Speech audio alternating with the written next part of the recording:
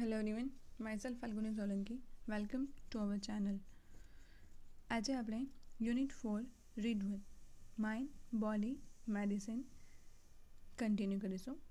Part 1માં જોયું હતું આપણે કે દરેક વ્યક્તિ, આપણે જે આસપાસ રહેલા છે વ્યક્તિઓ, એ એમના કદ, એમના આકાર, એમના સ્વભાવથી અલગ અલગ હોય છે. જો આપણે દરેક વ્યક્તિ સાથે સારી રીતે જીવવું હોય તો આપણે દરેક વ્યક્તિના સ્વભાવને ઓળખવો જરૂરી છે, તો જ આપણે શાંતિથી જીવી શકીશું. આજે આપણે 21st સેન્ચુરીમાં જ્યારે જીવી રહ્યા છીએ ત્યારે લોકો શારીરિક અને મોટે ભાગે માનસિક રોગોના ભોગ બને છે. તો એ માનસિક રોગોના ભોગ બનવાનું કારણ ક્યાંક ને ક્યાંક માણસમાં છુપાયેલી એની એકલતા, સ્ટ્રેસ, ટેન્શન, અનરેસ્ટ, એ બધું એંગર, એ બધા રીઝન્સ એના માટે જવાબદાર છે. ઘણીવાર માણસ શારીરિક રીતે બીમાર હોય છે તો સાથે સાથે થોડા ઘણા અંશે એ માનસિક રીતે પણ બીમાર જોવા મળે છે.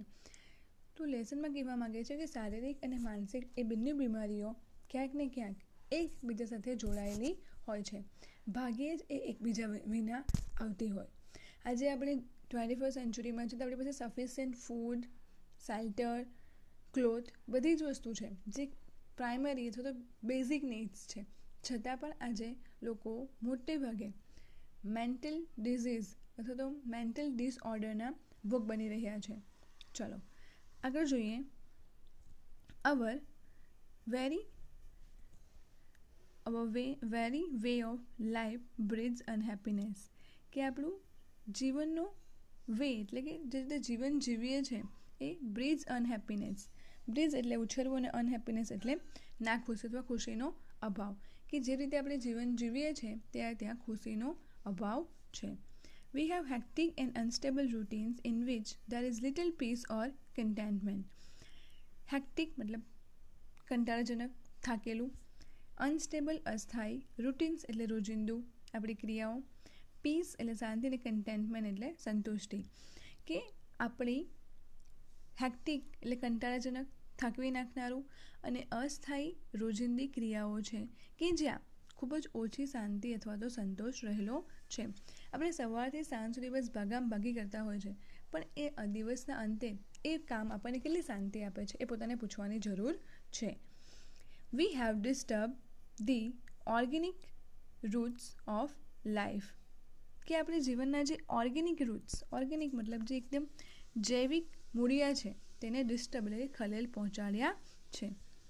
Watch air and a happy family life, અને તે શું છે? જેમ કે સારું ભોજન, પાણી, હવા અને એક ખુશહાલ પારિવારિક જીવન. ક્યાંક ને ક્યાંક આપણે ભાગદોડની જિંદગીમાં આને ભૂલી ગયા છીએ. We live in an artificial world dominated by an urban landscape and mass media. Live એટલે જીવવું, આર્ટિફિશિયલ વર્લ્ડ બનાવટી દુનિયા, ડોમિનેટેડ પ્રભુત્વ ધરાવનારું, અર્બન લેન્ડસ્કેપ, અર્બન એટલે શહેરી, લેન્ડસ્કેપ એટલે કે દ્રશ્યો, માસ મીડિયા એટલે કે સોશિયલ મીડિયા, કે આજે આપણે શહેરનું વાતાવરણ અને સોશિયલ મીડિયાના પ્રભુત્વ હેઠળ આર્ટિફિશિયલ વર્લ્ડ બનાવટી જીવન જીવી રહ્યા છીએ. Is it true or false? Definitely it's a true. There is little to nourish the soul. Nourish એટલે કે પોષણ આપવું અને સોલ એટલે કે આત્મા, કે ત્યાં ખરેખર આપણા મનને શાંતિ થાય એવું ખૂબ જ ઓછું રહેલું છે. We always desire new things and are seldom content with what we have. કે શું કહે છે કે we always desire new things, કે આપણને હંમેશા ડિઝાયર એટલે ઈચ્છવું, ન્યૂ થિંગ્સ એટલે નવી વસ્તુઓ, સેલ્ડમ ભાગ્યે જ, કન્ટેન્ટ એટલે કે સંતોષ હોવો, અને વી હેવ મતલબ જે આપણી પાસે છે તે, કે આપણને હંમેશા નવી વસ્તુની ઈચ્છા હોય છે અને આપણે ભાગ્યે જ જે આપણી પાસે છે તેનાથી ખુશ હોઈએ છીએ. આપણી પાસે જે કંઈ વસ્તુ હોય તેનાથી આપણને કેવી જોઈએ? વધારે જ વસ્તુ જોઈએ. આપણે જે વસ્તુ છે એમાં ખુશ નથી. વી always crave to have more. Crave એટલે કે તીવ્ર ઝંખના હોવી, કે આપણને હંમેશા હેવ મોર, કંઈક વધારેની ઝંખના હોય છે.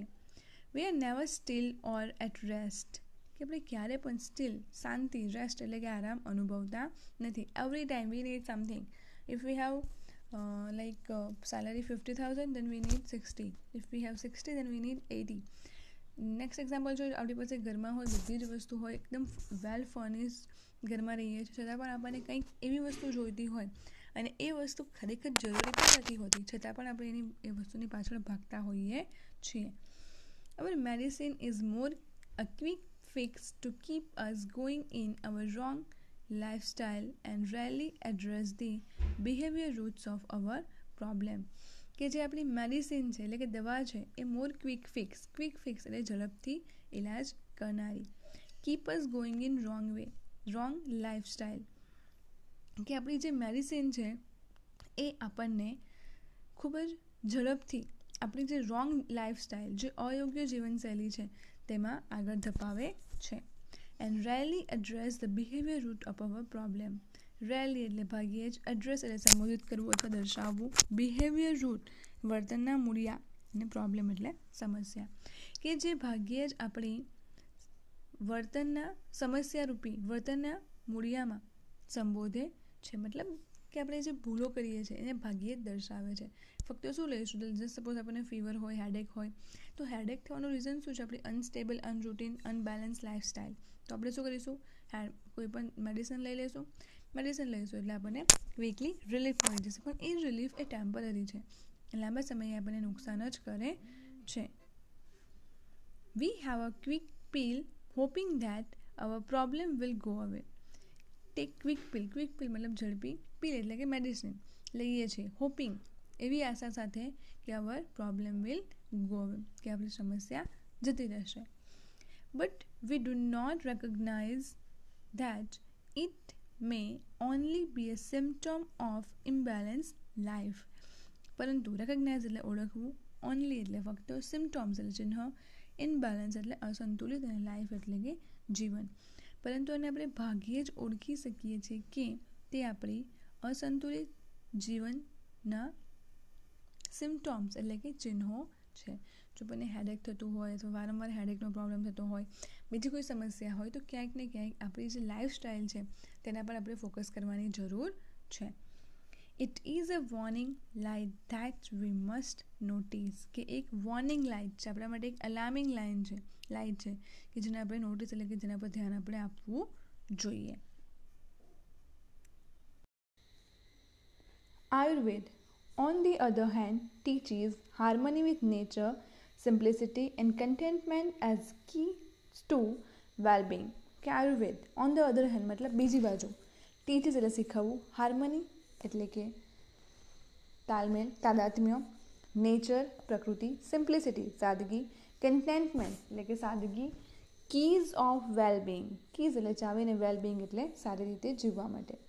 કે બીજી તરફ આયુર્વેદ એ સારી રીતે જીવવા માટે પ્રકૃતિ, સાદગી અને સંતોષ સાથે હાર્મની એટલે કે તાદાત્મ્ય, શાંતતા શીખવે છે. કે કેવી રીતે આપણે પ્રકૃતિના સાનિધ્યમાં રહીશું તો ખૂબ જ શાંતિથી અને સરસ રીતે જીવન જીવી શકીશું. It shows us how to live in a state of balance in which fulfillment is a matter of being, not of having. કે ઇટ શોઝ એટલે દર્શાવવું, how to live in state of balance મતલબ એક સંતુલિત સ્વરૂપ પર જીવન કેવી રીતે પસાર કરવું. ઇન વિચ કે જ્યાં ફુલફિલમેન્ટ મતલબ પ્રાપ્ત કરવું, is a matter of being not of having. કે ફુલફિલમેન્ટ મતલબ કંઈક પ્રાપ્ત કરવું ખરેખર જરૂરી છે, હેવિંગ એટલે વસ્તુ હોવી જરૂરી નથી. વસ્તુને સમજો કે જીવનમાં શાંતિ હોવી જરૂરી છે. જીવનમાં જે આપણી મટીરિયલ ડિઝાયર્સ છે, હેવિંગ મતલબ આપણી જે ક્રેવિંગ છે કે મને આ જોઈએ છે, મને આ વસ્તુ વગર નહીં ચાલે, તો ત્યાં હેવિંગનું મહત્ત્વ નથી, ત્યાં બિંગનું મહત્ત્વ છે. મતલબ જે છે આપણી પાસે તેમાંથી સંતોષ લેવાનો છે. મને આ જોઈએ છે તો મને સંતોષ મળશે એની વાત નથી. It કનેક્ટ્સ us with the source of creativity and happiness within ourselves so that we can permanently overcome our psychological problems. કે it connects મતલબ જોડવું, સોર્સ સ્ત્રોત, ક્રિએટિવિટી રચનાત્મકતા, હેપીનેસ એટલે કે ખુશી, within ourselves એટલે પોતાની, within એટલે અંદર, so that કે જેથી વી કેન પરમિનન્ટલી એટલે કાયમી ઓવરકમ અવર સાયકોલોજીકલ ડિઝીઝ, કે આપણા માનસિક સમસ્યાઓને ઓવરકમ જીતી શકીએ.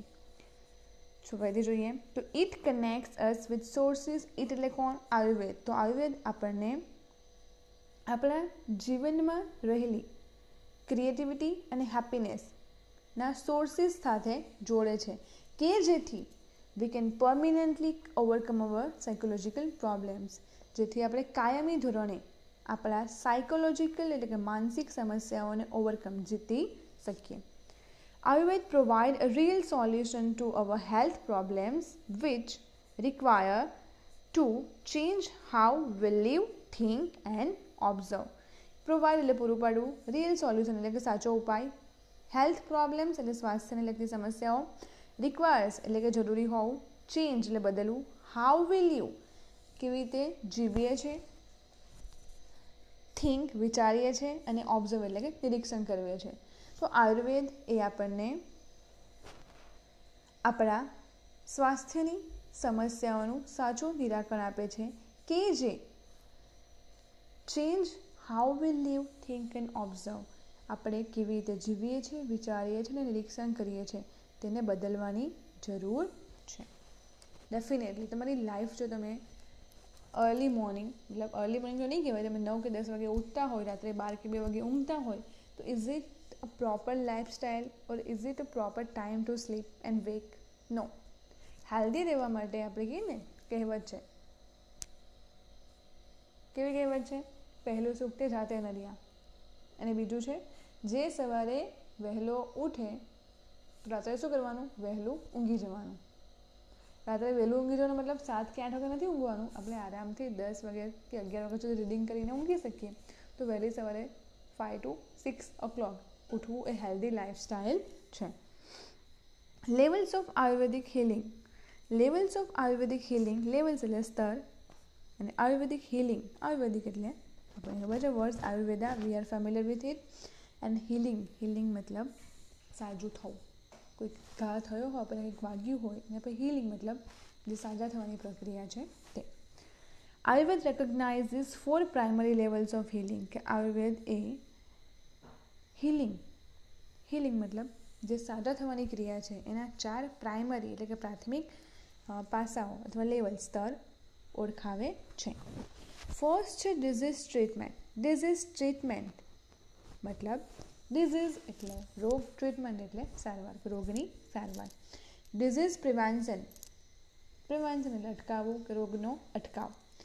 લાઈફ ઇન્હાન્સમેન્ટ, લાઈફ એટલે જીવન, ઇન્હાન્સમેન્ટ એટલે વૃદ્ધિ, જીવનની વૃદ્ધિ. અવેરનેસ ડેવલપમેન્ટ, અવેરનેસ એટલે જાગૃતિ અને ડેવલપમેન્ટ એટલે વિકાસ કે જાગૃતિનો વિકાસ. For most of us, medical treatment begins when we fall ill. Right or wrong?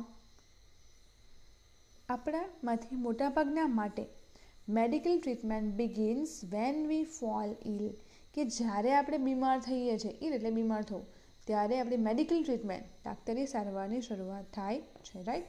તમને ફીવર આવ્યો હોય તો તમે ડૉક્ટર પાસે જાઓ, કે તમને ફીવર આવવાના પહેલાં 5 દિવસ પહેલાં ખબર પડી જાય, હા મને 5 દિવસ પછી ફીવર આવવાનો છે, તો let me visit doctor and take medicine. એવું છે ના. તો આપણે કોઈ બી બીમારી આવે છે ત્યારબાદ ડૉક્ટરની મુલાકાત લઈએ છીએ. It is form of disease treatment, કે એ ડિઝીઝ ટ્રીટમેન્ટ રોગની સારવારનું ફોર્મ એટલે કે સ્વરૂપ છે. A response to a condition that has already occurred. Response મતલબ પ્રતિક્રિયા આપવી, condition એટલે સ્થિતિ, occur એટલે બનવું, ઘટિત થવું, કે જે ક્રિયા ઘટિત થાય છે તે પરિસ્થિતિને આ એક તેની પરિસ્થિતિની પ્રતિક્રિયા છે. મતલબ ક્રિયા કઈ? ફીવર આવવાની, અને પ્રતિક્રિયા કઈ? ડૉક્ટર પાસે જઈને મેડિસિન લેવાની. It aims at fixing something already broken. Aims મતલબ લક્ષ્ય, ફિક્સિંગ એટલે જોડવું, બ્રોકન એટલે તૂટેલું, કે એનું લક્ષ્ય છે જે ઓલરેડી પહેલેથી જ તૂટેલું છે એને જોડવાનું છે. However, જો કે if medicine begins with the treatment of disease, medicine begins with the treatment of disease મતલબ રોગની સારવારની સાથે મેડિસિન દવાની શરૂઆત થાય. It is failure because the disease is already harming us. તો એ ફેલિયર એટલે કે નિષ્ફળતા છે, કારણ કે ડિઝીઝ એ રોગે ઓલરેડી આપણને હાર્મિંગ મતલબ નુકસાન કરવાનું શરૂ કરી દીધું છે. તમને ફીવર આવે ત્યારબાદ તમે મેડિસિન લો, ઇટ મીન્સ કે ફીવરે તમારા બોડીમાં જે વીકનેસ લાવવાની હોય અથવા જે પણ એના સાઇડ ઇફેક્ટ્સ હોય એ ઓલરેડી લાવી દીધા હોય છે. એટ ધીસ લેટ સ્ટેજ કે આ છેવટના અથવા તો મોડા સ્ટેજ ઉપર we are left with no option but using drugs and surgery, કે આપણી પાસે ડ્રગ્સ એટલે દવાઓ અને સર્જરી એટલે કે શસ્ત્રક્રિયા કરવા સિવાય નો ઓપ્શન, કોઈ વિકલ્પ લેફ્ટ એટલે રહેતો નથી. કોઈકને કોઈક પ્રોબ્લેમ હોય, હાર્ટ ડિઝીઝ હોય, કોઈ કિડનીનો પ્રોબ્લેમ હોય, કિડની સ્ટોનનો પ્રોબ્લેમ હોય, તો આપણે પ્રિવેન્શન મતલબ એને અટકાવશું નહીં. તો જ્યારે આપણને પ્રોબ્લેમ થશે એટલે આપણે પ્રોબ્લેમને દૂર કરવા શું કરીશું, એનું સોલ્યુશન શોધીશું. Which may have many side effects in the long run, કે જે લાંબા સમયે આપણને ઘણી બધી સાઇડ ઇફેક્ટ્સ એટલે કે એની ખરાબ અસરો હોઈ શકે છે. કરંટ એટ અ ટાઈમ તો આપણને રિલીફ મળી જાય છે એમાંથી, પણ એ પ્રોબ્લેમ ક્યારે થશે, આજે નહીં, આવતીકાલે નહીં, પણ એ થોડા વર્ષો પછી આપણને ભવિષ્યમાં થવાના ચાન્સીસ રહેલા છે.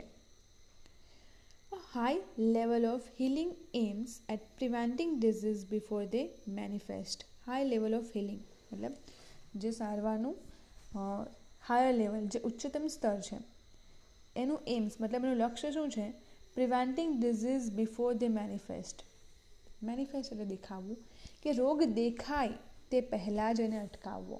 મતલબ તમે કોઈ ડિઝીઝ થવાનું છે તો એના પહેલાં જ એને અટકાવી લેવો. To reach this stage, we ought to consider the fact of our lifestyle, environment, work and psychological condition. To reach મતલબ પહોંચવું, સ્ટેજ એટલે કે સ્તર. We ought to કે આપણે કરવું જ પડશે. શું કરવું પડશે?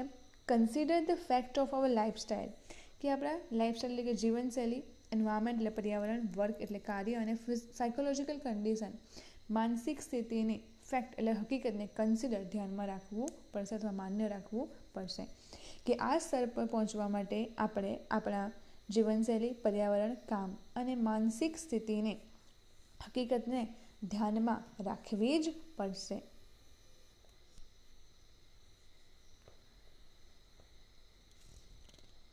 આગળ જોઈએ. We must eliminate the wrong factors in our daily lives that makes us helpless to disease. Eliminate મતલબ દૂર કરવું, રોંગ ફેક્ટર્સ ખરાબ પાસાઓ, ડેલી લાઈવ્સ દૈનિક જીવન, રોજિંદુ જીવન, મેક એટલે બનાવવું, હેલ્પલેસ એટલે કે મદદહીન, ડિઝીઝ એટલે કે રોગ. કે આપણા રોજિંદા જીવનમાં જે રોંગ ફેક્ટર્સ ખરાબ પાસાઓ આપણને બીમારી સામે મદદહીન બનાવે છે તેને આપણે મસ્ટ એલિમિનેટ દૂર કરવું જ પડશે. આપણને ખબર હોય કોઈ ડિઝીઝ એવા છે કે કદાચ એ ડિઝીઝ કોઈને થઈ જાય તો એમાંથી બહાર આવવું ખૂબ જ ટફ થઈ જાય છે. તો આપણે એ ડિઝીઝ આવવાની રાહ શા માટે જોવી, એના કરતાં એ ડિઝીઝ આવતું હોય તેવા જે પણ આપણી લાઈફસ્ટાઈલમાં રોંગ ફેક્ટર્સ છે, જે રોંગ અથવા અયોગ્ય રીતે આપણે કામ કરીએ છીએ એને જ દૂર કરી દઈએ. તો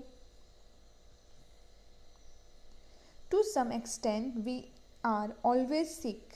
સમ એક્સટેન્ટ એટલે કે કેટલાક સ્તર સુધી વી ઓલવેઝ સિક મતલબ બીમાર, કે આપણે મોટે ભાગે અથવા હંમેશા બીમાર જ હોઈએ છીએ.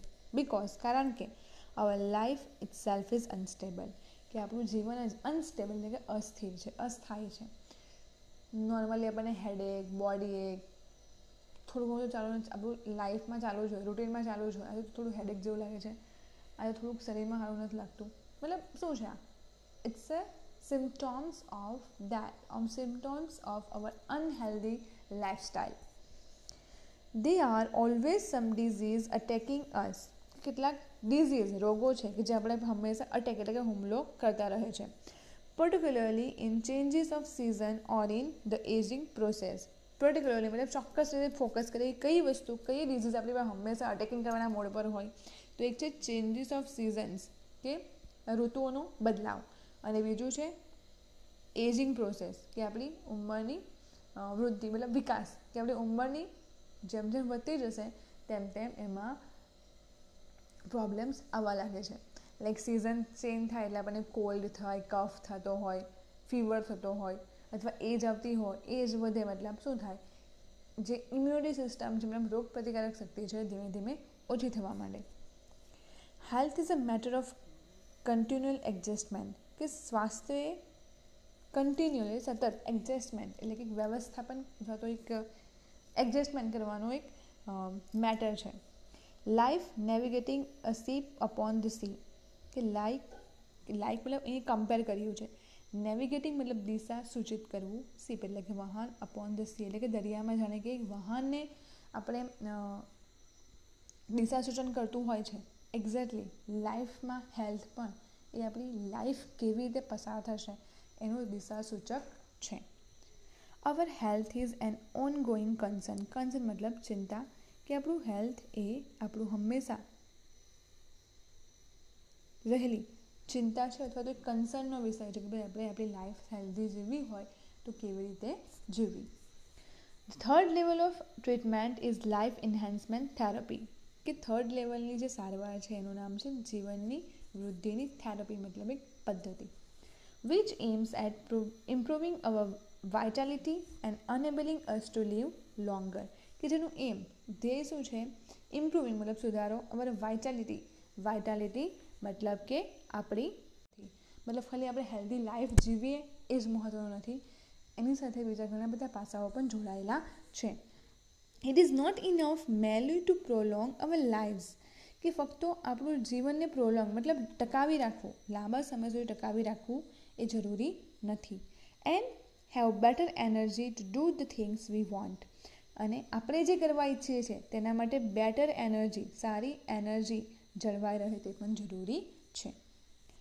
વી ought to consider what we are using our energy for and why, કે આપણે એ વાતને કન્સિડર ધ્યાનમાં રાખવું જોઈએ કે what we are using our energy, કે આપણે આપણી એનર્જી શાના માટે ઉપયોગ કરી રહ્યા છે અને શા માટે ઉપયોગ કરી રહ્યા છે. તમે ઘણીવાર લોકોના મોઢેથી સાંભળતા હશો કે મને તો ઘણું બધું કરવું છે પણ આ ઉંમરે હવે હું કરી શકતો નથી કે કરી શકતી નથી. દેર ઇઝ નો એજ જેવું કંઈ છે જ નહીં. આપણે આપણા મગજથી આપણે બીમાર થઈએ છીએ, આપણા મનથી આપણે બીમાર થઈએ છીએ.